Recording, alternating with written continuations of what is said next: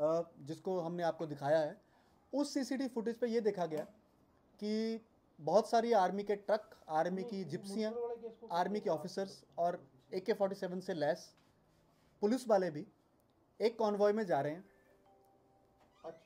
Convoy U turn मार के भागना स्टार्ट हो जाता, इवन कि आर्मी वाले भी भाग रहे हैं उस जगह से।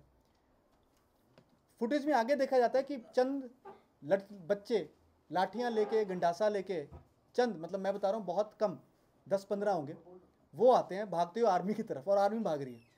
बड़े दिनों से वायरल हो रहा था, बहुत कुछ वायरल हो रहा था, तोड़फोड़ वायरल हो रही थी जी।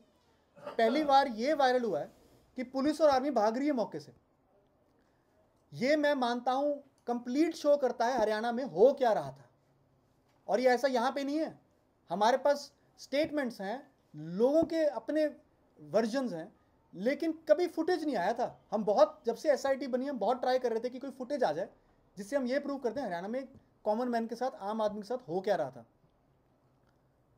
हम दूसरा इस पे जो इंसिडेंट हुआ है कि 10 महिलाओं के साथ सुखदेव ढाबे पे बलात्कार किया गया, बलात्कार। अभी तक तोड़फोड़ की बातें आ रही थी।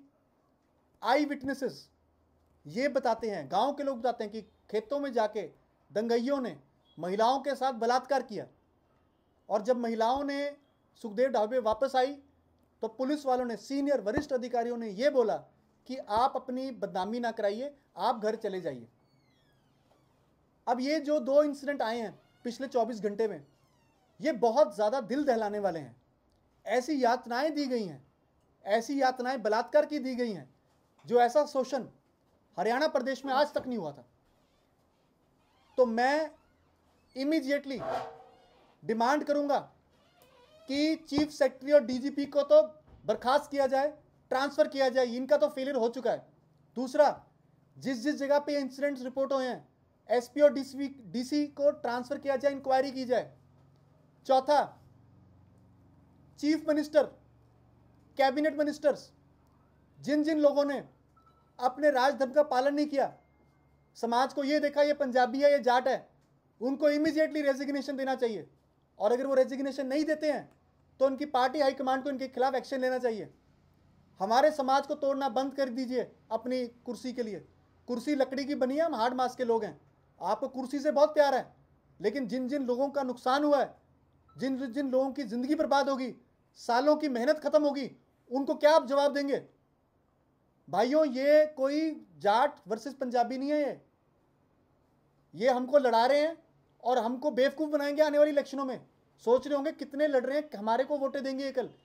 तो ये डिमांड है हमारी पहली की DGP, चीफ सेक्रेटरी, और जो विभिन्न डिस्ट्रिक्ट्स में जहाँ पे वायलेंस रिपोर्ट हुई, वहाँ पे कुछ नहीं हुआ, उनके सारे अधिकारी को ट्रांसफ़र किया जाए। ऐसे अधिकारी लेके आए जो लोगों का कॉन्फिडेंस जीत पाएँ। दूसरा, मूर्थल वाले बलात्कार कांड में FIR रजिस्टर हो और आरोपियों को पकड़ा जाए। तीसरा, चीफ मिनिस्टर अपने राजधर्म का पालन करें, अगर नहीं कर रहे तो उनको ऑन मॉरल ग्राउंड्स कि मैं इस काम करने के लिए कॉम्पिटेंस नहीं रखता हूं, अपना रेजिग्नेशन गवर्नर को सौंपाएं। तो हमारी ये 3 डिमांड्स हैं। मूर्थल वाले में वो महिलाएं अभी आगे क्यों नहीं आ रही? जी, महिलाएं तो आगे नहीं आई, लेकिन जो आई विटनेस थे उन्होंने बताया क्या क्या हुआ, क्योंकि महिलाएं आउट स्टेशन की थी, महिलाएं टूरिस्ट थी।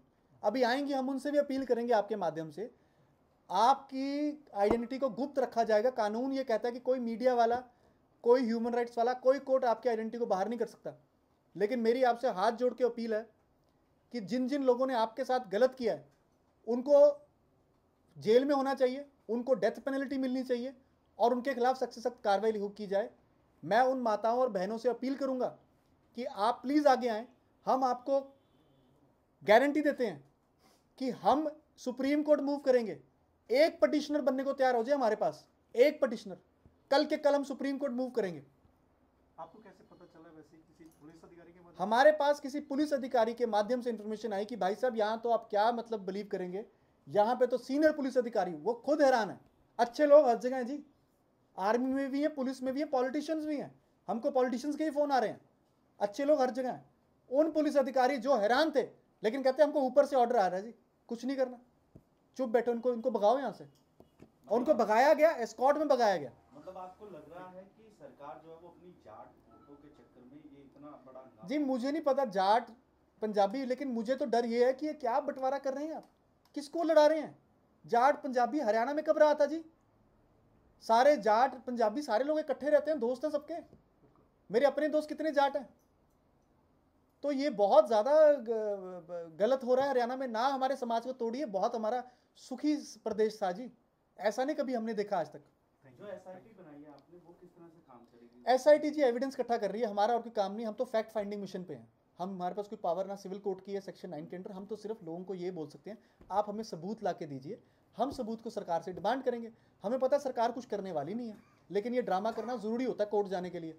तो हम सरकार को एविडेंस देंगे कि इस एविडेंस है, आप इनको कॉम्पनसेशन दीजिए। जिन जिन महिलाओं के साथ बलात्कार हुआ है, आई विटनेस सारे, उस पर एक्शन लीजिए। और अगर वो एक्शन ना ले तो हम मानना कोर्ट में जाएंगे, और कोर्ट से हम पूरी उम्मीद रखते हैं, क्योंकि भारत के सुप्रीम कोर्ट ने जब भी ऐसी सिचुएशन आई तो हमेशा न्याय का साथ दिया। Thank you sir. ले लो।